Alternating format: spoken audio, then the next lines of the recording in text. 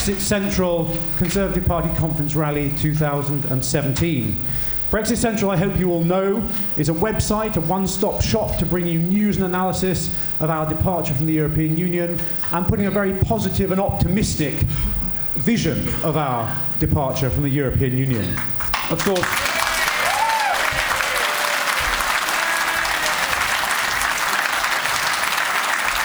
as you know, during the referendum, we got used to hearing about Project Cheer. BrexitCentral brings you Project Cheer, and you've all got a copy on your seats of the latest edition of our booklet, and indeed there are more at the back if you want to take some for your friends. We also, of course, apart from the website and all we do on the website, we do a daily email. If you don't already get that, you should be getting that, because myself and my colleagues get up at 6 o'clock every morning, 7 days a week, in order to ensure that your inbox has, by breakfast time, all you need to know about Brexit for that day. So do sign up for that. The details are in the booklet. We've got a treat for you tonight. A treat, by the way, that has been made possible with the great support of Richard Patient, who was Vote Leave and Business of Britain chairman in London. So please give a round to Richard for making this happen.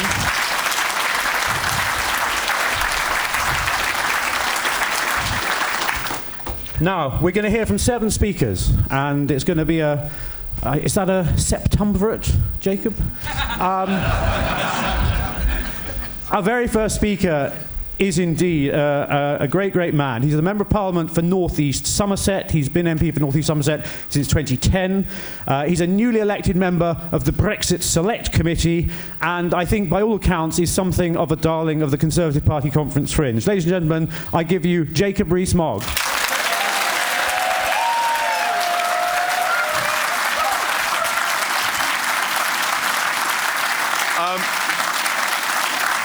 Jonathan, thank you very much, and thank you to BrexitCentral. I love the idea that they provide Brexit for breakfast, which is exactly what we all need, and start the day the Brexit way. It's better than going to work on an egg. Go to work on good news on Brexit, because that is what we need.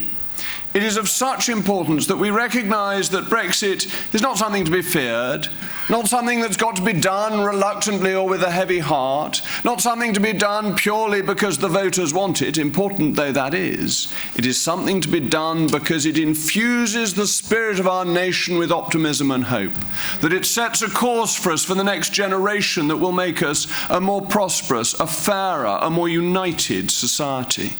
That Brexit is one of the most important constitutional changes in the history of the nation. It ranks with the Glorious Revolution. It ranks with the Great Reform Bill of 1832. It is a fundamental change and a reassertion of our belief in democracy. It changes the basis on which we are going to be governed. No more are we going to say that we're poor little Blighty, that we can't cope in a large, cold world, that we need the help of a larger big brother to help us along our way, to inch that Zimmer frame forward because we are too feeble and frail to do it for ourselves. That has been cast aside, and it has been cast aside gloriously in the largest democratic vote ever in the history of this nation. How wonderful that was, that people who hadn't even been on the register because they thought voting was not in their interest took the trouble to register and to vote. Do you remember how pleased the Remainers were shortly before the campaign? When the deadline for registration was extended, they thought, oh good, it's going to be all our supporters, all the students.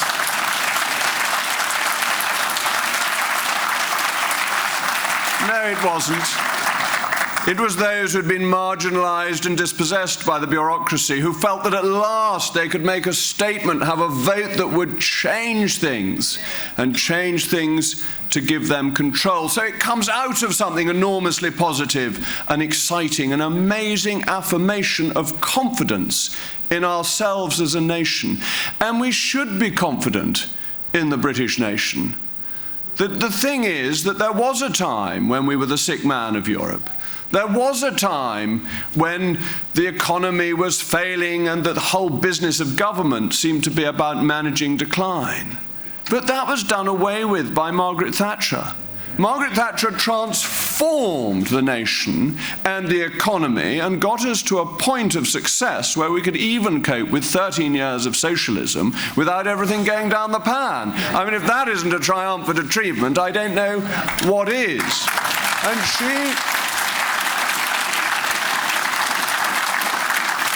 she reinvigorated our national spirit. She gave us the backbone to think that we could do it for ourselves, because when she was in office, we had done it for ourselves. Indeed, not only were we no longer the sick man of Europe, but our economic approach was being adopted around the world by the time she went. And so much had changed from 1975, when feeling that if there was any club that would let us in, we had better join, feeling defeated and depressed and decayed, we had gone into something without knowing where it was going to end. This time, instead of feeling defeated and decayed, we felt uplifted and justified, and we felt that we could do it on our own. And that is a wonderful statement of confidence, of positivity, of British spirit.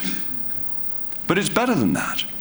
Because although it's wonderful that there is this sense of optimism and this sense of positivity and this opportunity for the future, we want to think about what we can do. What is it that we will be able to do outside the shackles of the European Union that will lead to greater prosperity within this nation? What are these freedoms that I am talking about, that I am so enthused by? Well, first of all, it is economic freedom. The customs union is a racket that defends producers in rich countries against producers in poor countries to the cost of the poorest consumers in the rich countries.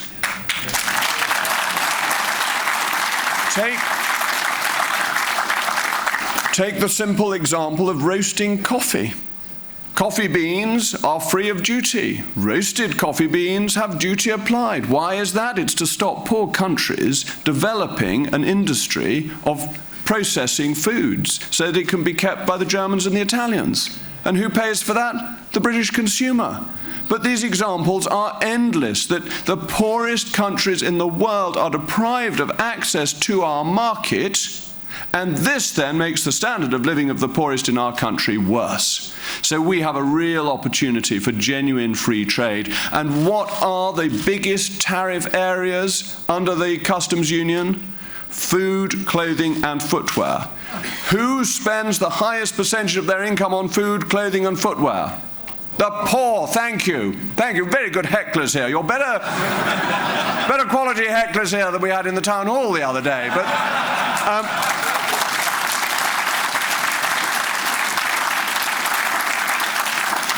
and as Conservatives, we are always the people who put the concerns of those who are least able to defend themselves highest.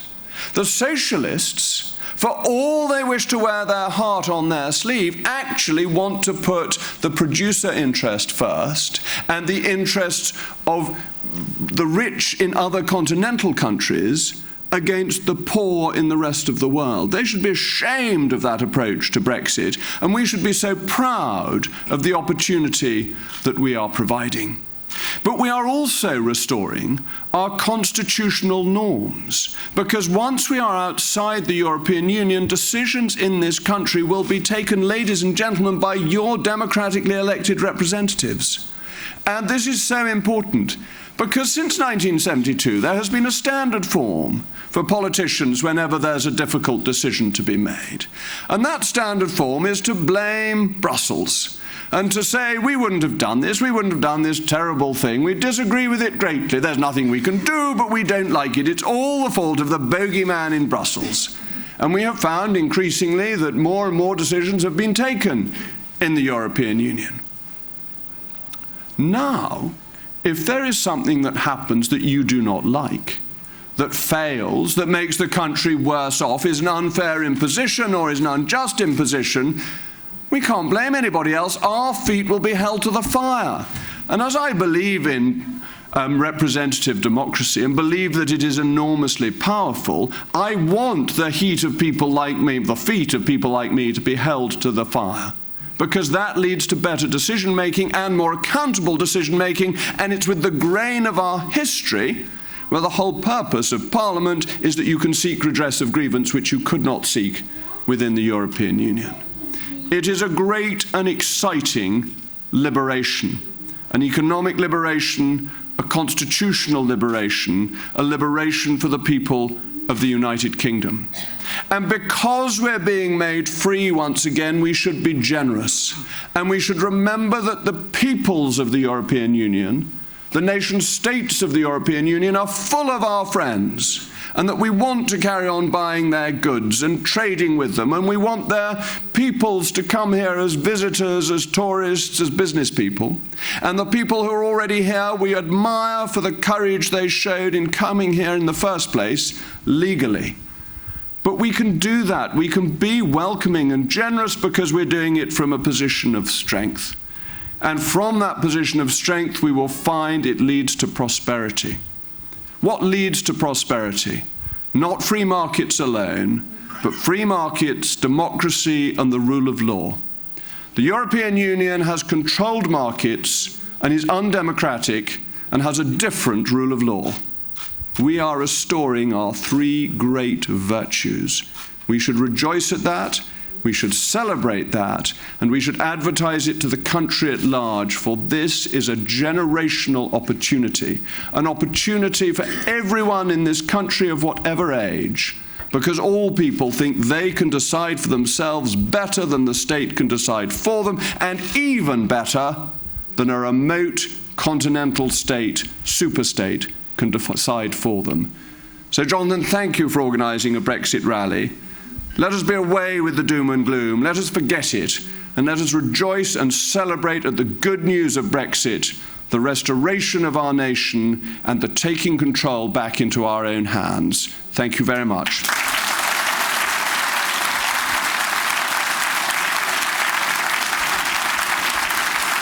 Thank you, Jacob, very much indeed. Thank you, thank you.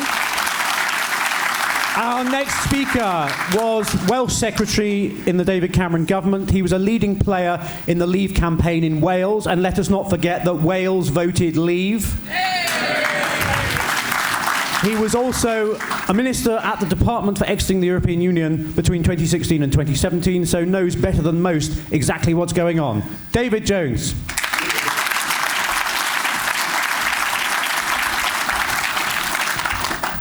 Well, thank you, Jonathan. And like Jacob, I have to start by saying what a tremendous pleasure it is to be here this evening at this celebration of what I think was the most significant, the most exciting, and the most important political moment of my life. Yes, I was involved in the campaign in Wales, and I remember with great fondness driving back from that sports centre on Deeside in the early hours of that Friday morning, and recalling paradoxically the words of Wordsworth about the French Revolution. Bliss it was in that dawn to be alive. It was a great day, and the fact that so many are here in this hall this evening, I think bears testament to the fact that so many of us are so pleased that the United Kingdom will be leaving the European Union in 2019.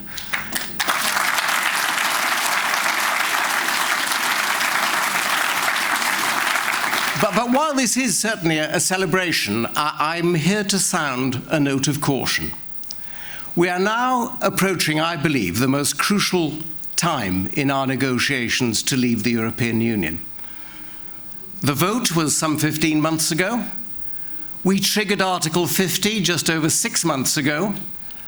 And according to the timetable that Michel Barnier has set out for these negotiations, we have now some 12 months to go before we arrive at the crucial point where we must have decided upon our future arrangements with Europe.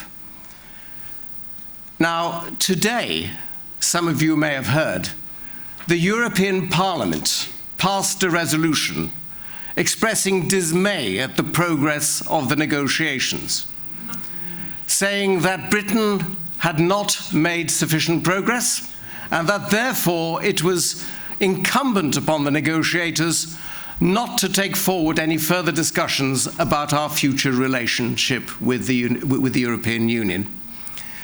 And hard on the heels of that resolution, Monsieur Jean-Claude Juncker repeated those warnings and said that the United Kingdom really must understand that progress has got to be made before we can have further discussions.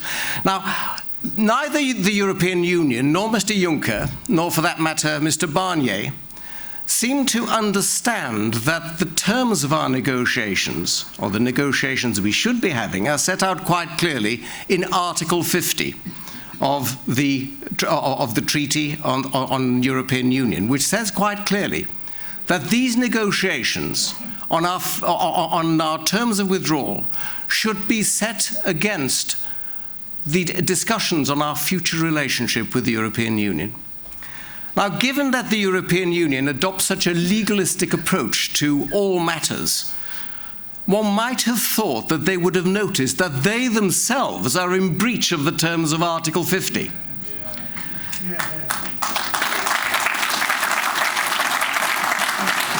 So it is a crucial point.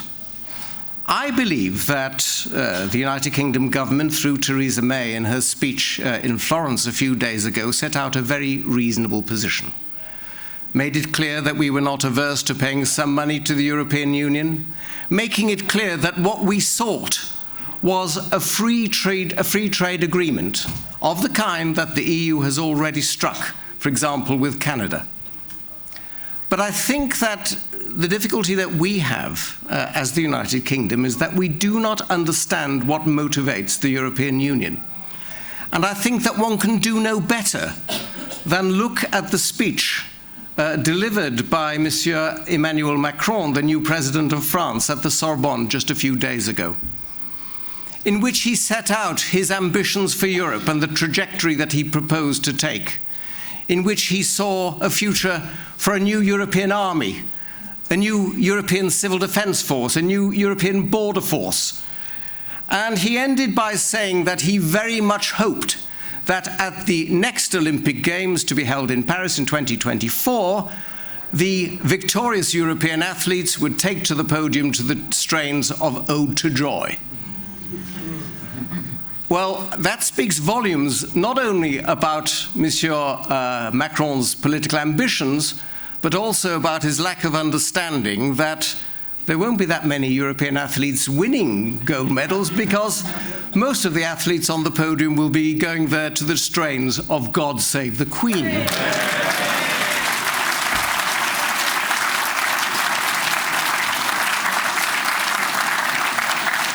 Nevertheless, a word of warning.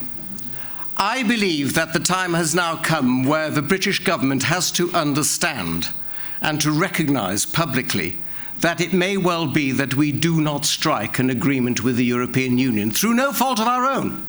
We've made a broad and generous offer, but through the fact that we have on the European side a dogmatic adherence to a deepening and a widening and a broadening of the European project.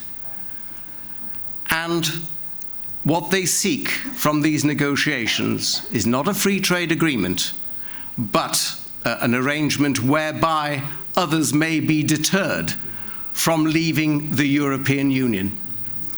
So I believe that we have to make our position very clear.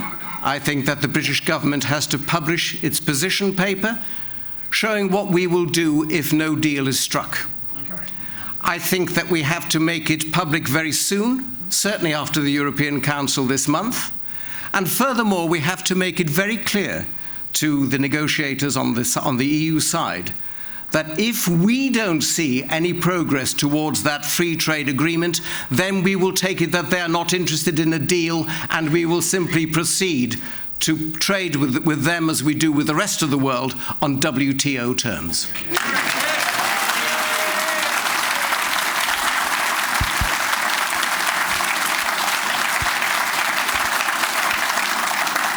So, ladies and gentlemen, let us celebrate what we have achieved so far. But let us make sure that in the months ahead, the British government makes it clear to the European Union that we are not prepared to wait indefinitely, that we want a good relationship with the EU, but at the same time, we intend to safeguard the interests of this great country. And that, if necessary, as Churchill once said, very well then, alone. Thank you very much.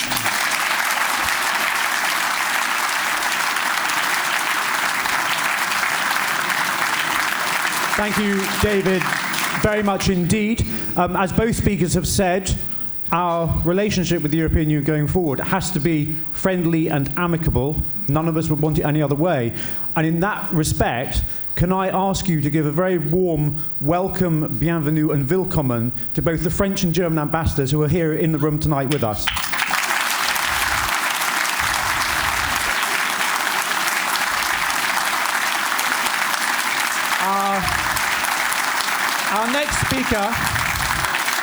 Our next speaker is a member of Parliament who's somewhat unusual because before he was elected, he used to deliver his opponent's election material because he was a postman.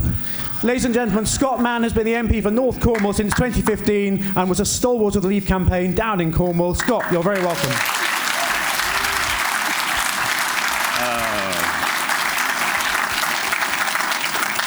Thank you very much, Jonathan. It's an absolute pleasure to be here tonight amongst such distinguished parliamentary colleagues. And can I start by saying it's about bloody time we put a bit of optimism into this country again. We know this negotiation's going to be tough, but we must never forget why we're in this position, why we stand here today and why BrexitCentral exists. The negotiations pit ourselves against these 27 member states, and there will be some cooperation, but they have a different slant on their negotiations and their preferred outcomes, so we must try and meet them in the middle. The bureaucrats behind the EU experiment will be in no doubt that they will want to treat the UK as toughly as possible. So we don't want that to serve as because they'll want to serve that as a deterrent to other member states. So whereas the majority of individual governments might be likely to want to negotiate with the UK, they might want to, because they don't want to penalise their own economies, any attempt by Brussels to slap tariffs on us will inevitably harm them more.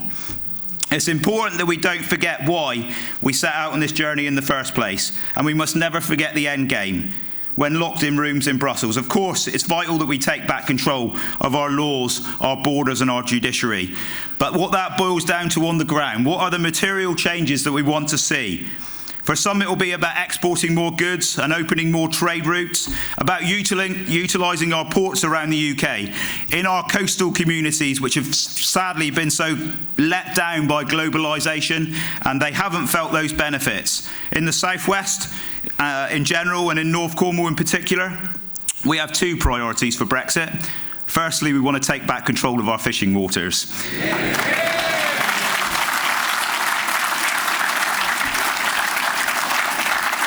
And secondly, we want to take control of our agricultural sector. Both our farming and our fishing sectors have been ravaged by bureaucratic EU policies, and that must stop. Cornwall's once great fishing community has been decimated under the Common Fisheries Policy, while its region's farmers have been restricted by the Common Agricultural Policy. Not only do our farmers and fishermen know this, but so do the residents that walk around those streets in those coastal communities, and that's why they voted for Brexit. I make no bones about it. The EU has done us little favour in terms of Cornwall and our farmers and our fishermen, but this speech isn't about looking back. It's about looking forward. For over 40 years, the people of this great nation and their elected representatives have been unable to properly manage our land and our seas. While we leave the EU, this gives us a once-in-a-lifetime opportunity to reform how we manage those agricultural and fishery sectors, how we care for our land, our rivers and our seas, but also, importantly, how we safeguard our environment. We need to do things differently. We need to innovate and create domestic policies to manage our farms and our fishing grounds and our environment, and I have absolute faith in our DWP ministers in delivering that promise. By leaving the Common Fisheries Policy, we'll take back control of our territorial waters and decide who can catch fish and how much they can catch. But of course, other countries will be able to access our waters, but for the first time in 5 decades, it will be on our terms and under our control.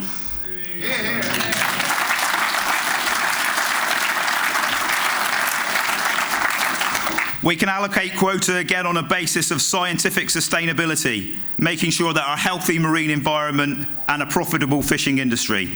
Down in Cornwall, we've seen our fishing industry shrink with less boats and less people working on them.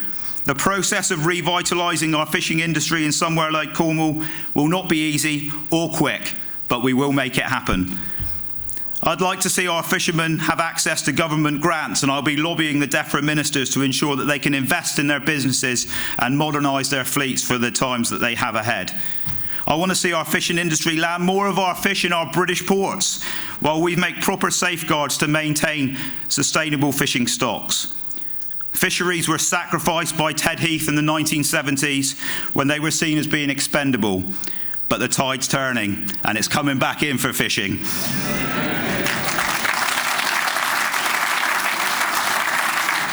Fishing can be a hard and unforgiving industry to work in, and the same can be said for UK farming.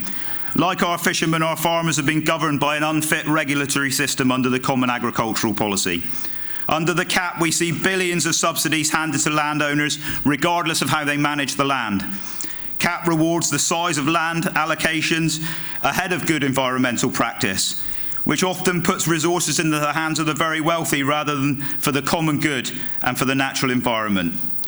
It isn't right that a hard-working farmer who runs an effective farm receives one level of subsidy, while his wealthy neighbour receives just as much for doing absolutely nothing. Farming needs certainty, and I welcome the commitment of this government to safeguard farming subsidies until 2022.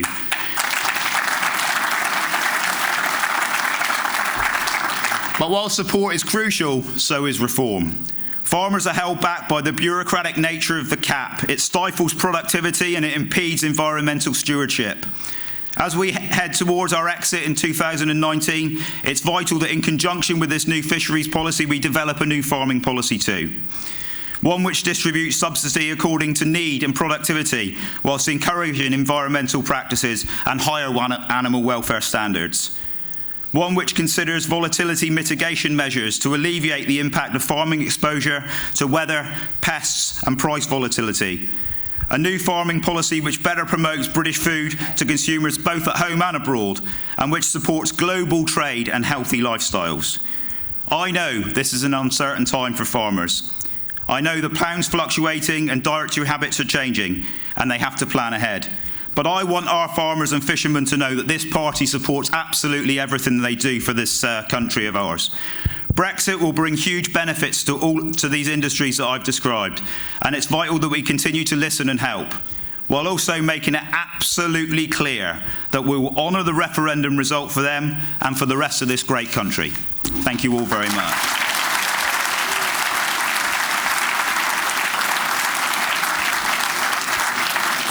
Thank you, Scott, very much indeed.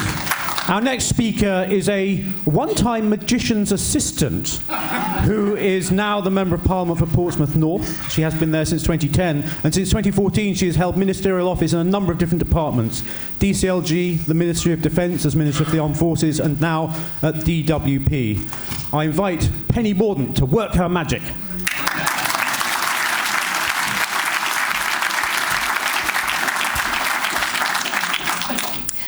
Ladies and gentlemen, this conference week you've listened to many a fine speech, and some of them have been delivered by people other than Jacob Rees-Mogg. You've heard the Chancellor set out why the arguments that we made for sound money and market forces won. You've heard Ruth draw on the confidence of our successes in Scotland. You've had a history lesson from Gove, talking about Conservative progressives, Disraeli, Roosevelt, Thatcher. And this afternoon, Liam and Boris set out why free trade has served us so well. And when faced with the scale of the challenge that confronts us, that familiar retrospective gives us comfort. But to make a success of Brexit, we cannot look back. Last week, I met a young man who taught coding to kids with autism and Tourette's here in the UK and overseas, and he'd just returned from Bangladesh. Ladies and gentlemen, he was 11. He was 11 years old. And the world which he inherits and in which his talents will thrive will be unrecognisable from today's. Despite the continual bad news on our Twitter timelines, the world is actually healthier, wealthier, and safer than ever before, in very great part to the hard and soft power of our great nation. We are more globally connected and interconnected, and technology has brought us many more options and solutions to problems that we thought were insurmountable. This process may have started with us taking back control, and the freedom we gain will enhance our prosperity and our happiness. But it will not end there. What we started has the capacity to change the world, to alleviate poverty, to aid security, to further opportunity, to bring our shared humanity into ever sharper focus, and to remind governments everywhere that they are the servants of the people. I'm going to level with you. I'm an MP in a marginal seat. I put out a lot of leaflets and press releases about street lighting, about bins, about dog fouling. I'm sorry, it's what I do. But I am actually in politics to change the world. My determination was sparked whilst working in the hospitals and orphanages in the former Eastern Bloc. And I saw the darkness when freedom's light doesn't shine. I know that you want to change the world too. I see it in you, the members of our party. I recognise it in the charity work that you do and the voluntary work you undertake, in the businesses you run and the wealth you create, in the social action you undertake in the UK and overseas. And you're motivated by love of others and the duty that you feel towards them. That is why we are all here. And sometimes that is tough to do. It's tough to stand up to thugs and bullies and cynics, but we must. It is tough to campaign on issues where the fault line runs through our party, for we hold the centre ground. And it's tough to stay united throughout, but we must. And it will be tough to deliver all we want from this unfrozen moment, but we must. And we will. Our country had the confidence to ask the question, and it had the courage to vote for something better. And we must have the confidence and the courage to make the world a better place. To enable our only limitation to be our imagination, our innovation, and our industry. We will make Brexit fulfill that promise because we trust in democracy, because we trust freedom. Thank you.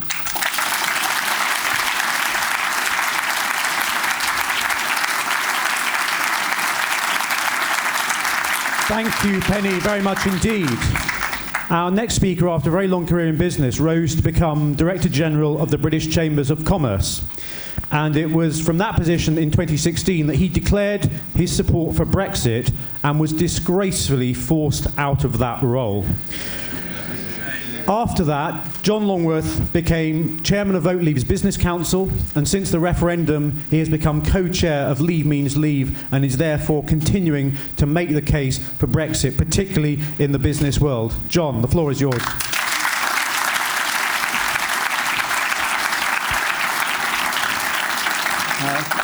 Good evening, ladies and gentlemen. Delighted to be here.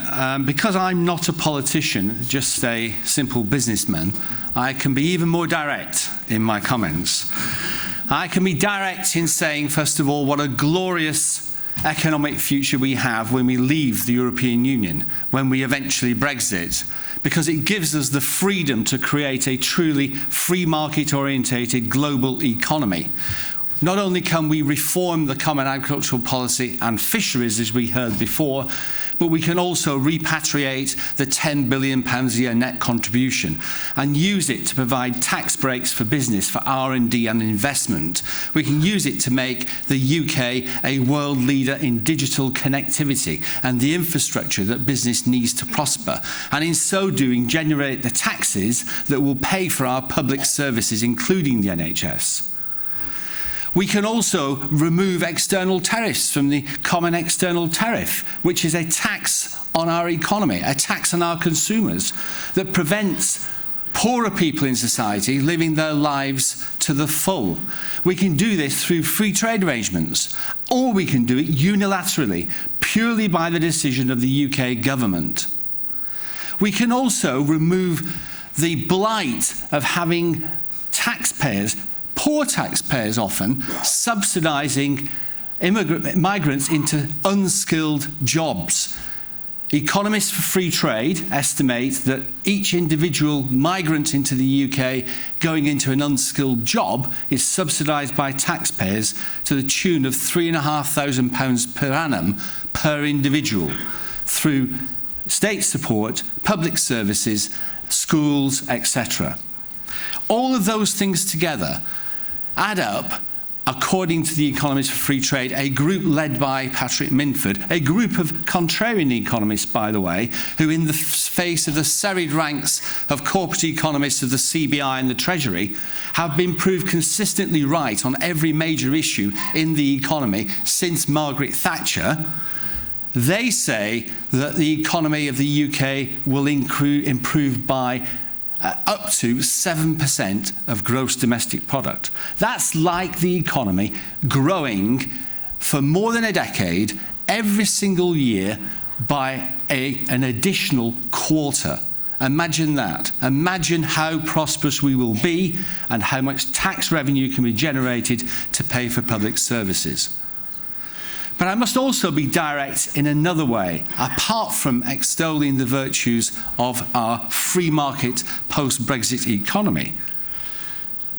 It can only be achieved if we leave the single market and the customs union, because those two institutions prevent us from implementing all of the measures that I have spoken about. The only Brexit that exists is that. There is no such thing as a soft Brexit. Brexit is Brexit.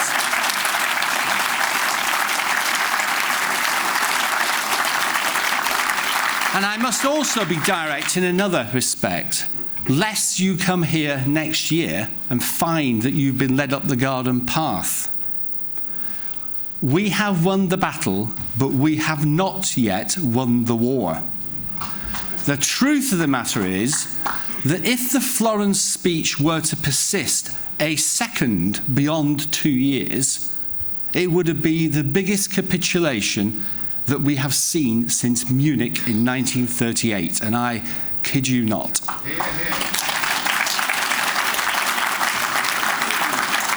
No business person would ever go into a negotiation with another party saying, first of all, believe me, I'm not going to walk away from the table.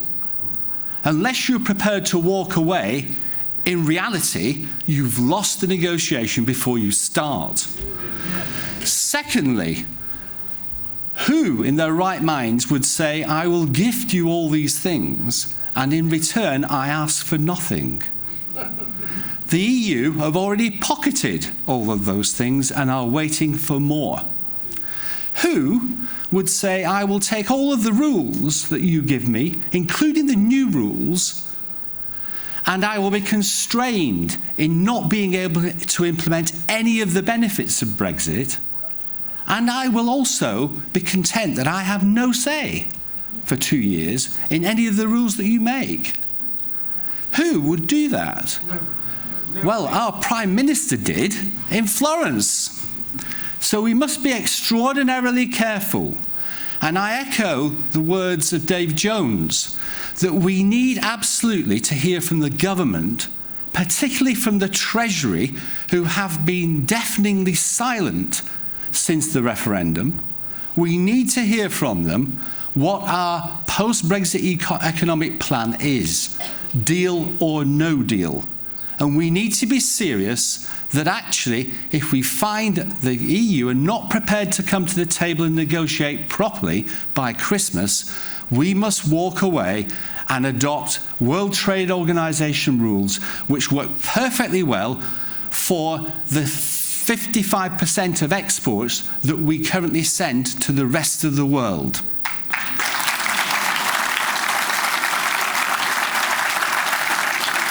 So I'll just leave you with a phrase that has been lent to me by one Boris Johnson.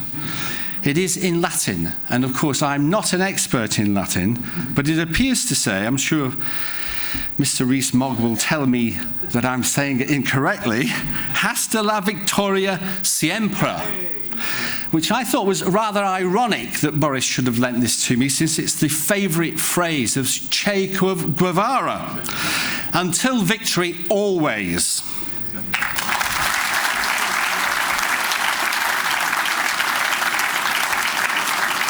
Thank you, John, very much. Our next speaker has been Member of Parliament for Dover since 2010 and is currently a member of the Treasury Select Committee. And he is very much an embodiment of that phrase that we are all Brexiteers now. Because I think it's no secret that Charlie, being a government whip at the time of the referendum, may have voted a different way from me and a number of you here. But I think it's also fair to say that he embodies also the zeal of a convert, and is very much a pleasure to have you on the platform here today, Charlie Elphicke.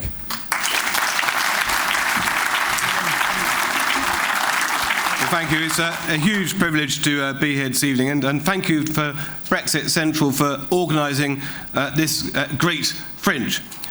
You know, we may be breaking up, but we can still be the best of friends. We may be breaking up, and we should be the best of friends. We're going to continue to work together, to trade together, to look after each other and protect each other in an uncertain world. That was the optimism and hope and positivity of the Florence speech. But then a few days later, the Telegraph's Brussels correspondent sent a report to London. The Eurocrats at Brussels said that Mr. Juncker had more or less dictated the speech down the telephone to tell the Prime Minister what to say. Mr. Barnier was apparently looking at squeezing Britain because we would have no option but to do a deal on their terms, like Greece. I don't know about you, but I don't think we're like Greece at all.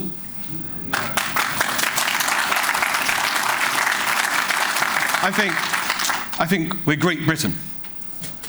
Great Britain. And we want to have a positive relationship with Europe going forward, but we worry, and I worry, about the attitude of Brussels. I know that the member states like France and Germany and the rest of the EU 27 want to have a positive relationship going forward, and I welcome that. But we need to overcome the difficulties that too often are presented by Brussels. And we do have cards on our side. You know, we can actually walk away. We must be in a position, as John just said, to be able to walk away. Because let's face it, legally, we don't owe any money to the European Union as a matter of international law.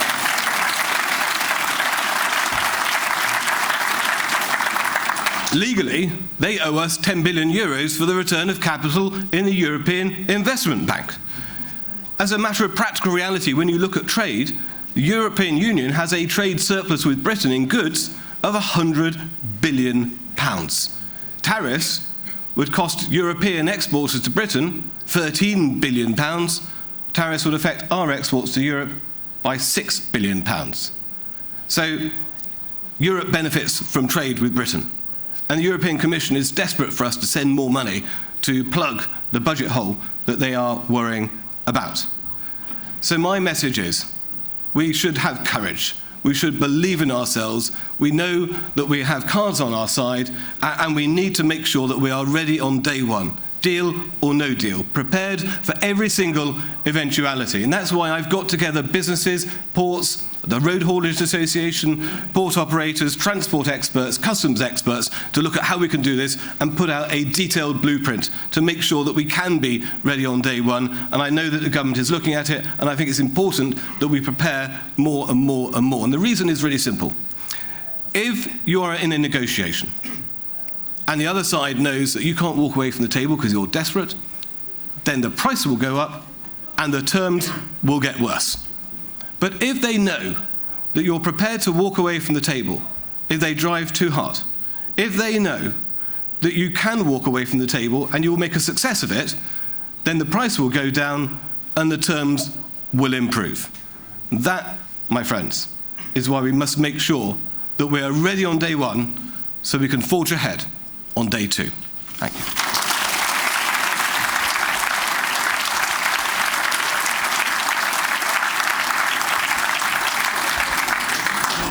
Thank you, Charlie. And we move on to our final speaker tonight.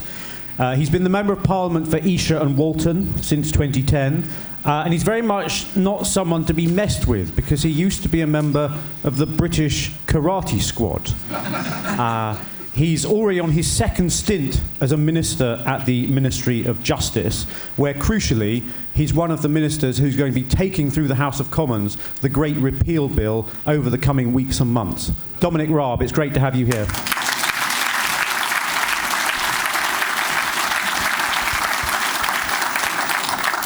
Well, Jonathan, thank you and your amazing team at BrexitCentral, and thanks to all the panellists for their contributions too, and thanks to all of you for coming. Can I start with two small confessions? After all, it's a small, informal event, not many of you around. I'm sure none of you will go and tell anyone, but I feel rather a letdown to you all, because both in the Ministry of Justice, where I think I'm right in saying I'm the only Leave campaigning minister, but also on the withdrawal bill ministerial team where there's a mix of us, I've had no blazing rows about Brexit. I'm sorry, what can I say? No fights, not even a flounce. So much so that whether it's Charlie Elphicke, David Lidington, my boss, with all his diplomatic experience, the Solicitor General with his forensic legal mind, I've got to tell you, hand on my heart, I love my Remain voting ministerial colleagues. I can't help it. And just look at how effective and dedicated Charlie is. As a Brexiteer, and I yield to no one in my passion and commitment to it, I would have to be crazy not to want to team up with the likes of David Lidington, with all of that EU Brussels experience, or the forensic legal mind of the Solicitor General, as we strive as one team under Theresa May to make a success of Brexit for everyone in this country, however they voted in the referendum. Of course, the media will act as a magnifying glass over every tension, every crease between any politician. And let's face it, healthy debate amongst politicians is a good thing. Here at the Labour Party, here at the Conservative Party conference,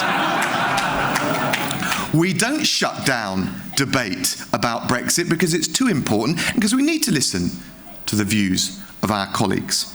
But you should know that the vast overwhelming majority of us do exactly what you would expect, which is to work together, united under Theresa May, for the good of our precious country, including on Brexit, most of all on Brexit. Now, my second confession, amidst the doom and the gloom, is, I have to tell you, I'm unapologetically, unreservedly, unrelentingly optimistic about the case for Britain. I'm almost as Tiggerish as Jacob and Charlie, not quite, but I'm working on it. But where is, amongst the circumspect amongst you, the rational evidence to back up the case for what Jonathan described as Project Cheer?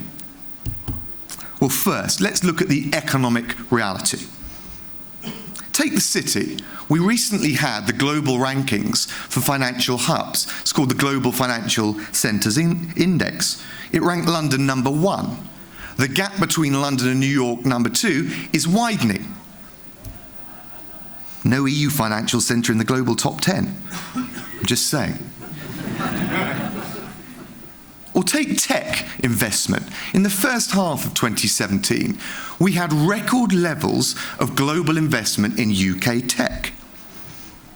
Double the amount of the next biggest EU hub, which is Frankfurt. All that, despite Brexit. The economic reality is we're going to make a success of this come what may. We hope we'll strive for the best possible deal, but as many have said on the panel, of course we need to be prepared for all outcomes because negotiation is a tango, it takes two to tango. I think the second evidence, the case for Project Cheer, is actually the progress that we're making, slowly but surely. The first 6 months was always going to be hard going. The Florence speech, I think, if you look at the reaction of our EU partners, has helped to shift the dial.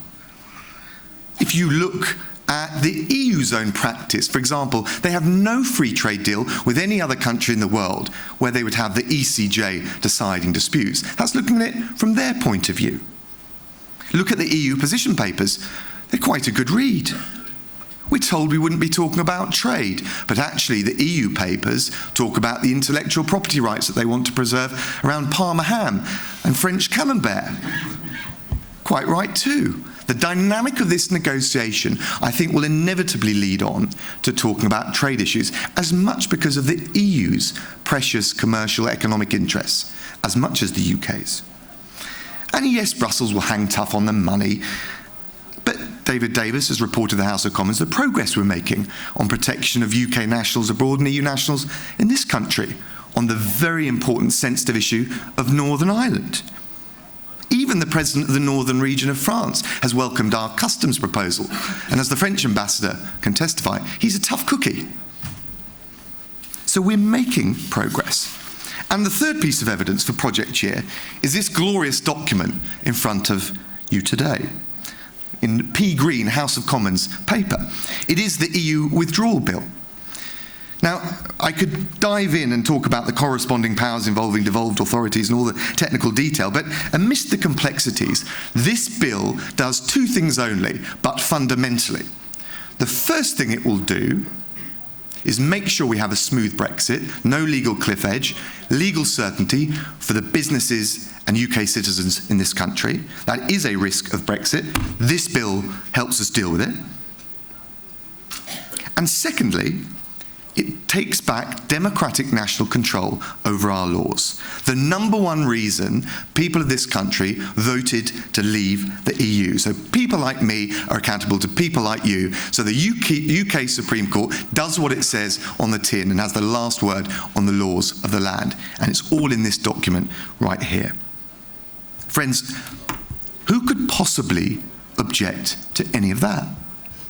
What Democrat could possibly stand in the way of such a consensus project to manage the undoubted risks of uncertainty in the Brexit process, but grasp with both hands the huge opportunity? Not one Conservative MP. I can tell you, friends, that every Conservative voted at second reading for the EU withdrawal bill. Even Ken, especially Ken. Now, in fairness, some Labour rebels supported it too, and I think they've been quite brave, and we ought to show some recognition and respect for their courage. But Jeremy...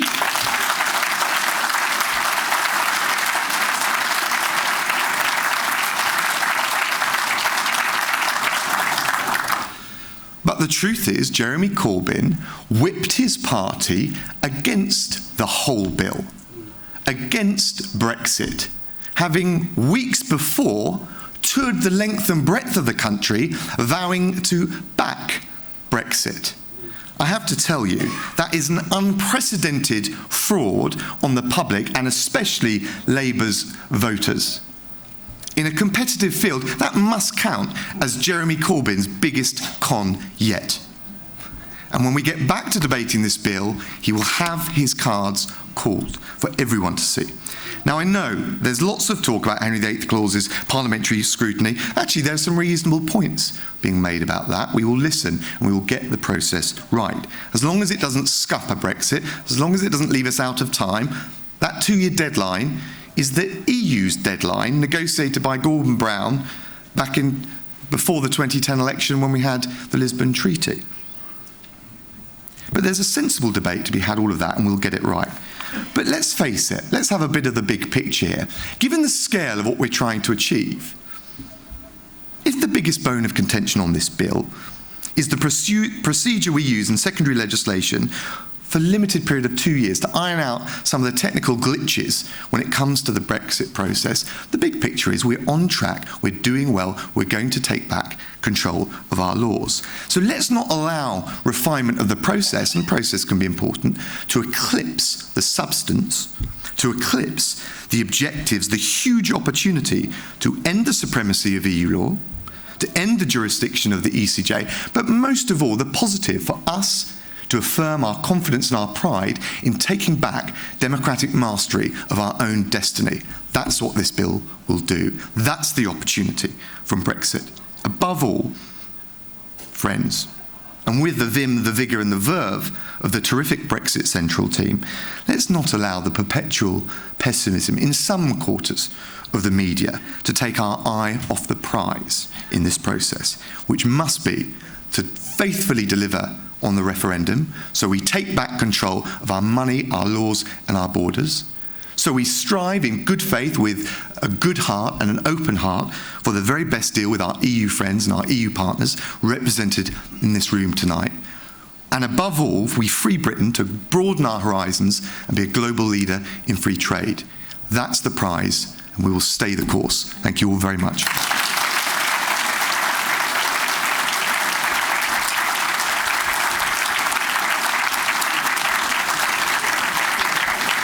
Well, ladies and gentlemen, several words of thanks to all you for coming, to Richard for making the event happen, to my colleagues at BrexitCentral, Darren, David, Hugh and Meg for making this event happen, and indeed for making BrexitCentral happen, which I hope if you're not reading, you will read every morning and sign up for our email. Most of all, thank you to our speakers, particularly for keeping to time. We had a very strict time limit. They all kept within it. Brilliant. So please do show our appreciation for Dominic, Charlie, John, Penny, Scott, David and Jacob. Thank you all very much. Good night.